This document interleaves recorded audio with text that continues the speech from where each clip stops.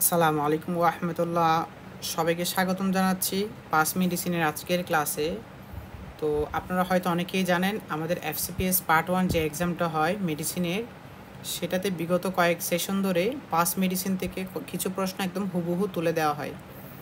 এরই প্রেক্ষিতে আমি আমার যে এফসিপিএস ব্যাচটা আছে, এফসিপিএস ব্যাচ যেটা চলমান, সেখানে আমি পাস মেডিসিনের কিছু ক্লাস রাখছি।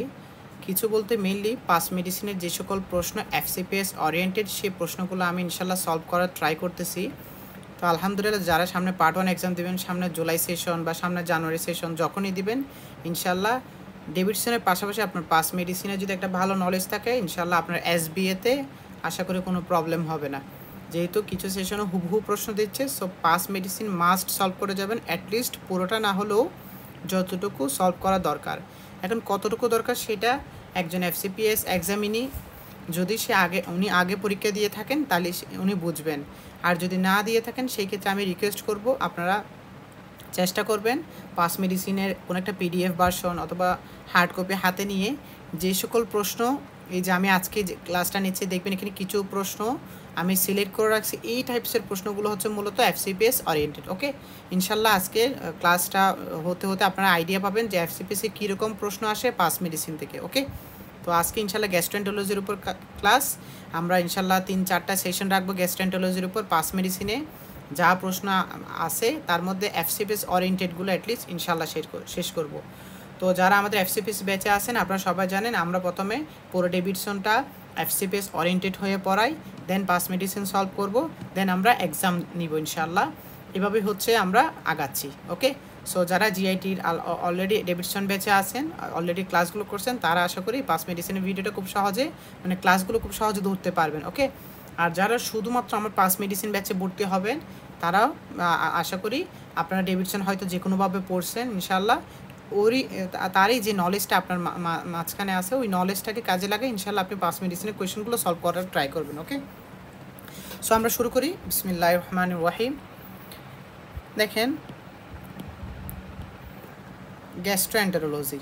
ওকে, একটা কথা মাথায় রাখবেন, আমরা ডেভিডসন এর কোন পেজ থেকে পাস মেডিসিনে আপনার প্রশ্নগুলো আসে, হ্যাঁ, ডেভিডসনের কোন পেজ থেকে পাস মেডিসিনের কোয়েশনগুলো আসে, আমরা সেটাও নিয়ে একটা এখানে আমি নাম্বারিং করে রাখছি। হ্যাঁ, আপনারা দেখেন আমি প্রতিটা এখানে দেখেন কি লেখা আছে, পেজ নাম্বার 836 ফ্রম ডেভিডসন। ওকে, তাহলে এই কোয়েশনটা 836 পেজে পাবেন। সো যারা ডেভিডসন পড়বেন তারা ডেভিডসনে মার্ক করে রাখতে পারবেন যে এখানে পাস মেডিসিনে প্রশ্ন আসছে। ওকে, সো এটা একটা জাস্ট আমি আপনাদেরকে জানানোর জন্য বলতেছি। তাহলে আমরা যদি একটু ডেভিডসনও পাশাপাশি খোলা রাখি, তাহলে আমাদের সুবিধা হয়, একবার ডেভিডসন, একবার ইনশাল্লাহ আমরা পাস মেডিসিন দেখব। ওকে, তাহলে আমরা 836, এটা সবাই জানেন আমাদের ডেভিডসন ব্যাচের ক্লাসের পিডিএফ, ক্লাসের দাগানো বই এটা, যেখানে আমরা আলহামদুলিল্লাহ সবগুলো টপিক ইম্পর্টেন্ট দাগানো শেষ করছি, এবং মোটামুটি আলহামদুলিল্লাহ যে সকল নলেজ, থিওরিটিক্যাল নলেজ দরকার পার্ট 1 এক্সামের জন্য, সেইটুকু ইনশাল্লাহ আমরা এই ডেভিডসন ক্লাসগুলোতে মোটামুটি আশা করি আপনারা পাইছেন। হ্যাঁ, দেখেন ফার্স্ট কোয়েশ্চেনটা, Crohn's disease is associated with, Crohn's disease is associated with each one of the following findings except, তাহলে দেখেন পাস মেডিসিনের কোয়েশনটা যে ক্রনস ডিজিজের প্রপার্টিস এখানে দেওয়া আছে, বাট একটা প্রপার্টিস আছে যেটা ক্রনসের না, rather others disease like ulcerative colitis, আপনার ওইটাই ফাইন্ড আউট করতে হবে। এই যে অ্যাকসেপ্ট, লিস্ট, কমন, এই জাতীয় শব্দগুলো মাথায় রাখবেন। ওকে, তাহলে দেখেন আপনারা যারা এফসিপিএস ব্যাচের ক্লাস করছিলেন তারা জানেন আমরা এই বক্সটা বলছিলাম যে 1000% ইম্পর্টেন্ট এবং এখান থেকে প্রশ্ন আসে। তাহলে এখানে দেখেন ক্রনস ডিজিজ আমরা কী পড়ছি, দেখেন এটা কাদের হয়। ওকে, এটাতে আপনার কোন ধরনের লেশন থাকে। ওকে, এটাতে আপনার কি হয়, আপনার ইনফ্লামেশন থাকে, ফিশারিং থাকে, ফিস্টুলা থাকে। ওকে, এবং এটাতে কি হয়, আপনার ট্রান্সমিউরাল ইনভেশন থাকে, অনেক ভেতরে ঢুকে যায় আর কি। হ্যাঁ, যাই হোক, এখানে আসেন, প্রথম পয়েন্ট কি লিখছে দেখেন, inflammation confine two mucosa and submucosa. ওকে, এখানে কোনটা ক্রনস ডিজিজের ক্ষেত্রে প্রযোজ্য না, এটাই হচ্ছে প্রশ্ন। তাহলে একটা বলছে inflammation confine to the mucosa and submucosa, non caseating granuloma, rose thorn ulcer, cobblestone pattern and fistula. Okay, তাহলে দেখেন একটা কথা মাথায় রাখবেন, অ্যান্সার একটাই। তো আপনি যদি একটা পেয়ে যান, বাকি পয়েন্টগুলো খুব বেশি পড়ার দরকার নেই, যেহেতু এটা ট্রু ফলস না, এটা যেহেতু এসবিএ। সো আপনি দেখেন, একটু আগেই বললাম যে ক্রস ডিজিজের ক্ষেত্রে আপনার আলসারেটিভ কলাইটিসের ক্ষেত্রে আপনার inflammation limited to the mucosa, but Crohn's ডিজিজের ক্ষেত্রে এটা সাবমিউকোজা অর ট্রান্সমিউরাল ইনফ্লামেশন থাকে। ট্রান্সমিউরাল মানে কি, একদম ডিপেস্ট জায়গায় এন্টার করে। ওকে, তাহলে এখানে ফার্স্ট পয়েন্টটাই হচ্ছে কি মিথ্যা। সো আমরা প্রথম পয়েন্টে কিন্তু কী পেয়ে গেলাম, অ্যান্সার পেয়ে গেলাম। মিউকোজা সাবমিউকোজা পর্যন্ত ইনভেট করে কে, আলসারেটিভ কলাইটিস। আর ক্রনস ডিজিজ হলে এই দুটো ইনভেট করে ট্রান্সমিউরাল ইনভেশন থাকবে। বাকি পয়েন্টগুলো আমরা ডেভিশন ক্লাসে বলছি, সো সেগুলো নিয়ে আমি অত কথা বলবো না। নন কেজিনিং গ্র্যানুলোমা পাওয়া যায়, রস্তন আলসার পাওয়া যায়, কবলস্টোন প্যাটার্ন পাওয়া যায়, ফিস্টুলা পাওয়া যায়। ফিস্টুলার কথা একটু আগে আমি দেখালাম, এই যে দেখেন, fistula is common in Crohn's disease. Okay, আর রস্তন অ্যাপিয়ারেন্স, কবলস্টোন প্যাটার্ন, এগুলো সব এখানে আছে। দেখেন, cobblestone pattern in Crohn's disease. Okay, সব বইয়ে আছে। হ্যাঁ, আর দেখেন non caseating granuloma in Crohn's disease. Okay, সবগুলো আছে। হ্যাঁ, আমি সব মার্ক করে করে আপনাদেরকে ওরকম দেখাতে পারবো, তবে আমি সময় খুব বেশি নিব না, দ্যাটস আমি একটু দ্রুত আগানোর চেষ্টা করবো। ওকে, এই দেখেন, রস্তন আলসার পাওয়া যায় কোথায়, এই যে ক্রনস ডিজিজে। তাহলে দেখেন আমাদের ডেভিডসন বেচের ক্লাসগুলো কীভাবে নেওয়া হয়েছে, প্রত্যেকটা ইনফরমেশন কিন্তু আমাদের মার্কিংয়ের মধ্যে আছে। হ্যাঁ, এমন না যে আমি এটা আজকে মার্ক করছি পাস মেডিসিন দেখে, এটা কিন্তু অলরেডি ডেভিডসন ব্যাচে মার্ক করা পিডিএফ। ওকে, সো আশা করি আপনারা বুঝতে পারছেন। তাহলে এটার অ্যান্সার কী দাঁড়ালো, তাহলে inflammation confine to the mucosa and submucosa. Okay, second question আসেন। A 34 years old male is admitted with central abdominal pain which radiates through the back and associated with vomiting. Serum amylase level 1245 international unit per deciliter. ওকে, এটা অনেক বেশি, দেখেই বোঝা যাচ্ছে। তাহলে অ্যামাইলেসের normal level সম্পর্কে একটা আইডিয়া থাকলে এটা যে বাড়তি সেটা বুঝবেন, যেহেতু এখানে কোনো রেফারেন্স রেঞ্জ নাই। আমি অ্যামাইলেসের নর্মাল লেভেলটা জানি বলে বলতেছি এটা বাড়তি। ওকে, সো অ্যামাইলেস লাইপেসে দুটা লেভেলটা একটু জানবেন। তাহলে কী লিখলো, which one is the following medication is most likely to be responsible. At first আপনি বলেন এটা ডায়াগনোসিস কী। ডায়াগনোসিস অ্যামালাইজ বাড়তি, সেন্ট্রাল অ্যাবডোমিনাল পেন, ব্যাকে যাচ্ছে, ভমিটিং আছে। ওকে, ডায়াগনোসিস হচ্ছে অ্যাকিউট প্যানক্রিয়াটাইটিস। এবার আসি কোন মেডিকেশন দ্বারা অ্যাকিউট প্যানক্রিয়াটাইটিস হয়।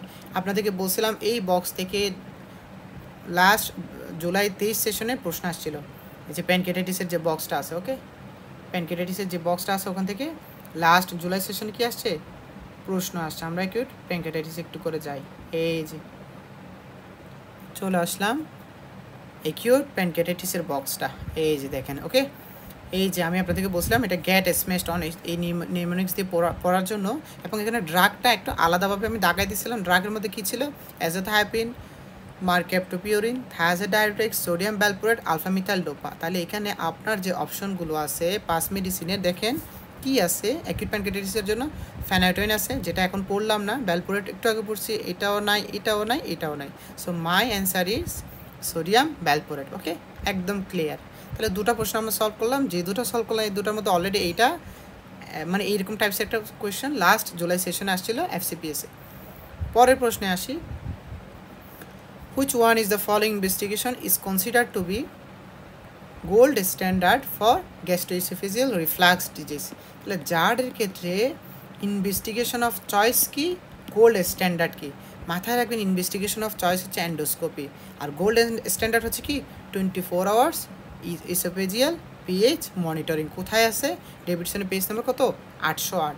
আমি প্রত্যেকটা পেজ নাম্বার দৌড়ে দৌড়ে যাওয়া পসিবল না, তারপরেও ফার্স্টে কয়েকটা একটু দেখাই দিচ্ছি, পরেরটা আপনারা নিজেরা ডেভিডসন হাতে রেখে আমার এই পাস মেডিসিনের ক্লাসটা করবেন, তাহলে আপনাদেরকে কী হবে, আপনাদের সুবিধা হবে। ওকে, 808। আশা করি আমার কথা আপনারা বুঝছেন। এই যে 808-এ আসেন, দেখেন endoscopy is the investigation of choice in case of JARD and esophageal pH monitoring is the gold standard test for JARD. ওকে, এটুকু মাথায় রাখেন। গেল, পরের কোয়েশ্চেনে আসেন। A 72 years old female is admitted with diarrhea to the acute medicine unit as sigmoidoscopy is performed which shows multiple white plaques adhere to the GI mucosa. What is the most likely diagnosis? ওকে, এটা আসলে ওরকম কি বলে, মানে ওরকম বোঝার খুব বেশি কিছু নাই। একটা কথা মাথায় রাখবেন, যখনই আপনার সিগময়েডোস্কোপি করতেছে, দ্যাট মিনস এটা লোয়ার জিআই ট্র্যাক্টের একটা ডিজিজ। ওকে, আপনাকে এখানে যে অপশনগুলো দিয়েছে দেখেন কলাইটিস, ক্রনস, কলাইটিস, এবং পরের নাম্বার অপশনটা ছিল কোন একটা কোলন কার্সিনোমা, এই টাইপসের অপশন। যদিও আমার এই পেজে আসে নাই, যাই হোক ক্রনস সম্পর্কে আপনার ভালো আইডিয়া আছে, আলসারেটিভ সম্পর্কে আপনার ভালো আইডিয়া আছে, ইস্কেমিক কলাইটিস সম্পর্কে আমি অল্প আইডিয়া দিয়েছিলাম। সিটোমেমব্রেনাস কলাইটিস নিয়ে মনে হয় খুব অল্প কথা আমাদের ডেভিডসনে আছে। মাথায় রাখবেন এটা ক্লোস্টেরিয়াম ডিফিসাইল যে অর্গানিজমটা আছে সেটার প্রেজেন্সে হয়। কিছু ড্রাগ আছে ক্লিন্ডামাইসিন, এগুলো ইউজ করলে অনেক সময় বডির যে নর্মাল ব্যাকটেরিয়াগুলো আছে সেগুলো মারা যায়। এরকম ক্লোস্টেরিয়াম ডিফিসাইলগুলো ওভার গ্রোথ করে, দ্যাটস হয় তখন একটা ডিজিজ হয় যেখানে কী হয় হোয়াইটিশ প্লাক পাওয়া যায় জিআই মিউকোজাতে, which is called pseudomembranous colitis. Okay, so আমি ডেভিডসনে যাচ্ছি না, যা যা জানা দরকার এইটুকু আপনাদেরকে সংক্ষেপে বলে দিলাম। ওকে, পরের কোয়েশ্চেন আসেন, কোয়েশ্চেন নাম্বার 18। আচ্ছা আমি একটু বলি, আমরা এই পাস মেডিসিনের কোয়েশ্চেনগুলো কোত্থেকে সলভ করতেছি। পাস মেডিসিনের অনেকগুলো আপনার পাবলিকেশন আছে, একটা আছে পিজির আছে, একটা ইএলবিএসের আছে। আমি পিজিরটা আমার কাছে হার্ড কপি আছে, সেখান থেকে আমি ছবি তুলে যেগুলো ইম্পর্টেন্ট কোয়েশ্চেন সেগুলো আপনাদেরকে দেখাচ্ছি। ওকে, পরের কোয়েশ্চেন দেখেন, জাস্ট পরের কোয়েশ্চেনটা আসলে অনেক বড়, আমি একটু সামারাইজ করে বলি যেহেতু আমি কোয়েশ্চেনটা অলরেডি একবার রিডিং দিচ্ছি। একটা 34 ইয়ার্স ওল্ড ম্যান আসছে ডিসফেজিয়া নিয়ে, এবং তার ডিসফেজিয়াটা কার সাথে, উইথ লিকুইড। ওকে, এবং শুরুতে আপনার struggling to swallow solid food over the course of the last 3 months, he does not note any dysphagia. তাহলে তার শুধু সলিড ফুডে একটা ডিসফেজিয়া আছে, একটা কথা বললো। 2 নম্বর বললো তার এজমা এবং এক্সিমার হিস্ট্রি আছে। তার মানে dysphagia along with the allergic manifestation which is call dysphagia, মানে তো তার ইসোফেজাইটিস আছে, এটা দেখিয়ে বুঝতেছেন। হ্যাঁ, এবং অ্যালার্জিক হিস্ট্রি যেহেতু আছে এটাকে বলা হয় ইওসিনোফিলিক ইসোফেজাইটিস। ওকে, যেটা আমরা অলরেডি আলোচনা করছি ইন আওয়ার ডেভিডসন ক্লাস আর এফসিপিএস পার্ট 1-এর মেইন বইয়ের যে ক্লাসগুলো ছিল আর কি। 809 নম্বর পেজে আছে, একটু করে চোখ বলাইনি। 808, 809 দেখেন, ইওসিনোফিলিক ইসোফেজাইটিস কি বললাম, অ্যালার্জিক হিস্ট্রি থাকে। ওকে, অ্যালার্জিক হিস্ট্রি থাকে। ইসোফেজাইটিস মানে কি থাকবে, ডিসফেজিয়া থাকবে। এছাড়া আপনি যদি এদের কী করেন, অ্যান্ডোস্কোপি করেন, usually normal but sometimes mucosal ring, longitudinal furrow, exudate, oedema, stricture, or sometimes কী কী পাওয়া যায় মার্ক করে রাখলাম। ম্যানেজমেন্ট একটু দেখেন, dietary modification is the main management. এখানে আরেকটা লাইন তখন মার্ক করি না, বাট এখন মার্ক করে দিচ্ছি, ইটস ইম্পর্টেন্ট। ওকে, সেটা কি বলেন তো, ম্যানেজমেন্টের জন্য আমরা ফ্লুটিকাসন এবং বুডেসোনাইড ইউজ করি, বিশেষ করে ফ্লুটিকাসনটার কথা মাথায় রাখেন। ওকে, তাহলে এইটুকু মাথায় রাখেন। তাহলে এবার কই যাব, পাস মেডিসিনে যাই। তাহলে একটা ডায়াগনোসিস কি বলেন, ডায়াগনোসিস হচ্ছে ইওসিনোফিলিক ইসোফেজাইটিস। ম্যানেজমেন্ট কি, ম্যানেজমেন্ট হচ্ছে ডায়েটারি মডিফিকেশন উইথ ফ্লুটিকাসন। প্রথম পয়েন্টটাই ম্যানেজমেন্ট, একটু আগে মার্ক করলাম, বাকি পয়েন্টগুলো আপনি ওই প্যারাটা পড়বেন, ওখানে নাই। ওকে, সো ফার্স্ট লাইন ট্রিটমেন্ট এইটাই ব্যাস। A 42 years old woman is investigated for lethargy and diarrhea. Investigation shows positive anti-endomysial antibodies. So what is your diagnosis? সবার আগে ডায়াগনোসিস বলেন। এটা ডায়াগনোসিস হচ্ছে কি বলেন তো, এমন একটা ডিজিজ যেখানে গ্লুটেন ফ্রি ডায়েট আমরা ম্যানেজমেন্টে দিয়ে থাকি। ওকে, গ্লুটেন ফ্রি ডায়েট আমরা কি দিয়ে থাকি, ম্যানেজমেন্টে দিয়ে থাকি। ওকে, সো এটা ডায়াগনোসিসটা আপনারা এই ভিডিওটা যখন দেখবেন এই সময়টাতে এসে একটু কমেন্ট সেকশনে লিখবেন। ওকে, এটা ডায়াগনোসিসটা কি, আমি বলতেছি না, আমি ডায়াগনোসিসে সরাসরি চলে যাচ্ছি, এবং গ্লুটেন ফ্রি ডায়েট কী কী আছে সেটা আপনাদেরকে একটু দেখিয়ে দিই। ওকে, একটা কথা মাথায় রাখবেন, গ্লুটেন ফ্রি ডায়েট বলতে ইউজুয়ালি আপনার এই যে এখানে কয়েকটা ডায়েটের নাম লেখা আছে, এই যে দেখেন, রাই, বার্লি, তারপর হচ্ছে কি হুইট, ওটস, 4টা নাম আছে। ওকে, তাহলে এই হুইট, ওটস, রাই, বার্লি এই 4টা নাম ওই অপশনেও আছে। হ্যাঁ, ডায়াগনোসিস আশা করি এতক্ষণ কমেন্ট করছেন, ডায়াগনোসিস হচ্ছে কি সিলিয়াক ডিজিজ। এই যে বার্লি থেকে কী তৈরি হয়, বেয়ার তৈরি হয়। ওকে, আর রাই আছে, হুইট আছে, ওটস আছে। তাহলে এখানে একটা হচ্ছে গম, একটা হচ্ছে বার্লিতে আমরা বাংলায় লিখতাম, আর আরেকটা হচ্ছে খুব সম্ভবত জয় না কি যেন বলে ওটসটাকে আর কি। হ্যাঁ, যাই হোক আমরা আমাদের টপিকটাতে যাই। দেখেন, তাহলে এখানে অপশন কী হবে, কোন ফুডটা আপনি অ্যাভয়েড করবেন। এটা তো অবশ্যই না, in each of the following food stuff should be avoided except লেসটা লাগিয়ে দেওয়া মানে কি, কোনটা অ্যাভয়েড করবেন না। এটা অ্যাভয়েড করবেন কি করবেন না, অবশ্যই অ্যাভয়েড করবেন। তাহলে এটা অ্যান্সার হবে না, এটা অ্যাভয়েড করবেন। দেখেন, ব্রেড এবং পাস্তা এগুলো কী দিয়ে তৈরি, এগুলো হুইট দিয়ে তৈরি, দ্যাটস ওয়াই এগুলো আমাদের অ্যাভয়েড করা লাগবে। তাহলে খাবারটা কি, এই জিনিসটা খাবো। ওকে, এটার নাম কি? খুব সম্ভবত ভুট্টা। ওকে, তাহলে আমরা এই জিনিসটা হচ্ছে কি খেতে পারবো, বাকি সবগুলো কি করব? অ্যাভয়েড করব। এটা হচ্ছে সিলিয়াক ডিজিজের একটা ফুডের এক্সপ্লানেশন, মানে গ্লুটেন ফ্রি ডায়েটের এক্সপ্লানেশন আর কি। হ্যাঁ, তাহলে এটার আমি বাংলা অর্থটা লিখে রাখছিলাম, এটার বাংলা হচ্ছে ভুট্টা, যেটা কর্ন নামে পাওয়া যায়। ওকে, next question. A 22 years old male with a history of adenomatous মানে PAF এর কথা বলতেছে, has a total colectomy. What is the mode of inheritance of PAF? কি লেখা আছে দেখেন, uniparental disomy of chromosome, autosomal recessive, autosomal dominant, uniparental disomy of chromosome, X linked recessive. Okay, uniparental আর uniparental দুটো option আছে, আর দুইটাই looks like কাছাকাছি। Autosomal recessive dominant, X linked recessive. আসলে আপনি যদি ধরেন বইটা আগে থেকে পড়া থাকে, আপনার মানে অত ভাবতে হবে না, কারণ এটা বই লেখা আছে ডিজিজে autosomal dominant disease, that's all. এটা নিয়ে এত ঘাটাঘাটি করার দরকার নেই। A 65 years old woman was found to be positive for H. pylori and was commenced on triple therapy. Okay, her GP wants to test if the irrigation therapy was worked or not, as the woman is still experiencing symptoms.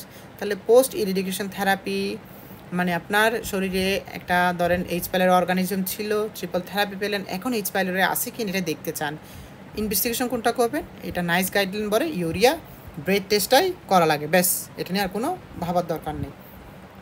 Which one of the following features is least, এই দেখি list accept, এই শব্দগুলো মাথায় রাখবেন। Associated ulcerative কলাইটিস, এটা এই যে box যেটা পড়ছি সেটা থেকে মাথায় রাখেন। আলসারেটিভ কলাইটিসের লিস্ট অ্যাসোসিয়েটেড নন কেজিটিং গ্র্যানুলোমা। কীভাবে বললাম? ওই প্রশ্নে মনে আছে আপনাদের আশা করি, নন কেজিটিং গ্র্যানুলোমাটা কার জন্য? ক্রনসের জন্য, সুতরাং সেটা আলসারেটিভ কলাইটিসের জন্য হবে না। বাকিগুলো একটু রিডিং দেন। Pseudopolyp, depletion of goblet cell, inflammation, cell infiltrating the lamina propria, যা যা আছে আর কি। হ্যাঁ, রাইট অ্যান্সার দেখে গেলে বাকিগুলো তত বেশি ফোকাস রাখবেন না। ওকে, তাহলে এখানে এটা একটা কি, এটা একটা 46 years old woman with 10 years history of Crohn's disease present with for review in the gastroenterology clinic. She complains of persistent diarrhea despite being on the maintenance therapy, having normal inflammatory marker. A diagnosis of the bile acid malabsorption is being considered. তাহলে bile acid diarrhea হচ্ছে তার diagnosis, এবং এটার ক্ষেত্রে আমরা কোন investigation করি? 823 পেজে লেখা আছে, এটা হচ্ছে সি ক্যাট যে টেস্টটা আছে। হ্যাঁ, 823, এই যে খুব সুন্দর করে লেখা আছে, এক্সপ্লানেশন লেখা আছে। হ্যাঁ, তাহলে সে হোমোকোলিক অ্যাসিড টরিন টেস্ট, এই টেস্টটাই আমরা করি, এইটাই হচ্ছে আপনার বাইল অ্যাসিড ডায়রিয়ার চয়েস অফ ইনভেস্টিগেশন। ওকে, পরের কোশ্চেনটা দেখেন, আমি একটু সংক্ষেপে বলি। এটা একটা ডিসফেজিয়ার পেশেন্ট যার অ্যাজমা আছে, তার মানে অ্যালার্জিক হিস্ট্রি আছে, এবং তার ইনফিল্ট্রেশনের মধ্যে ইউসোনোফিল আছে। ডায়াগনোসিস কি? ইউসোনোফিলিক ইসোফেজাইটিস। ম্যানেজমেন্ট কি? ফ্লুটিকাসন আর বুডেসোনাইড, এবং অপশনে ফ্লুটিকাসনটাই আছে। A 46 years old man is being investigated for indigestion. Jejunal biopsy shows periodic acid shaft positive granules. What is the most likely diagnosis? এটা খুব সহজ ডায়াগনোসিস হচ্ছে কি? উইপাস ডিজিজ। 822 পেজে খুব সুন্দর করে লেখা আছে, এগুলো অত ভাবার কিছু নাই। এই কোয়েশ্চনটা একটু দেখেন, এটা একটা অ্যাকালাসিয়া প্রেজেন্টেশন দিল, যেখানে আপনার ডিসফেজিয়া বললো, হার্ট বার্ন বললো, এবং ডিসফেজিয়াটা both solid and liquid food বললো। ওকে, এবং পেশেন্ট একটা বার্নিং সেন্সেশন আছে after eating, and which is worse on lying flat at night. He says that despite this, he still has a good appetite and eating well. He even regurgitated some steak while eating out at his favorite restaurant last weekend. Okay. On a specific question, he admits to having to tighten his belt by 2 belt holes because his clothes feel looser. তাহলে তার কাপড় একটু loose হয়ে যাচ্ছে, এবং অনেকগুলো কথা বললো। এখন বললো যে কি কোনটা অ্যাকালাসিয়ার সাথে যায় না? ওয়েট লস যায় না, কখনো যাবে না, কারণ weight loss is a favour of carcinoma oesophagus. New heartburn যায়, এটা যায়, রিগার্জিটেশন যায়, ডিসফেজিয়া যায়। তাহলে চারটায় যাচ্ছে, ওয়েট লস যাচ্ছে না। অ্যাকালাসিয়া 811 পেজ আছে, একটু কষ্ট করে ডেভিডসন থেকে পড়ে নেবেন। ওকে, A patient with upper GI symptoms test positive for H. pylori following a urea breath test. Which one is the following condition most strongly associated with the H. pylori infection? এটা অবশ্যই কি এডিনোকার্সিনোমা কখনো হবে না, জার্ডও হবে না, ইসোফেজিয়াল ক্যান্সারও হবে না, ডিউডিনাল আলসারেশন হবে। অবশ্যই পেপটিক আলসার ডিজিজের সাথে হচ্ছে মোস্ট কমন অ্যাসোসিয়েশন থাকে, তবে তার মানে যে এডিনোমা কার্সিনোমার সাথে থাকে না এমন না, এগুলোর সাথে থাকতে পারে। এটা কি, এটা একটা কি লিখছে দেখেন, একটা ডিসফেজিয়ার patient, difficulty in swelling, chronic cough আছে associated with the occasional swelling in the neck, occasional swelling in the neck একটা শব্দ ইম্পর্টেন্ট, হ্যাঁ। She had a recent admission where she was treated with the IV antibiotic for aspiration pneumonia. She was reviewed on this occasion gastroenterology team who were concerned about her symptoms and feels is at risk of further aspiration. They decided to perform an urgent barium solo investigation.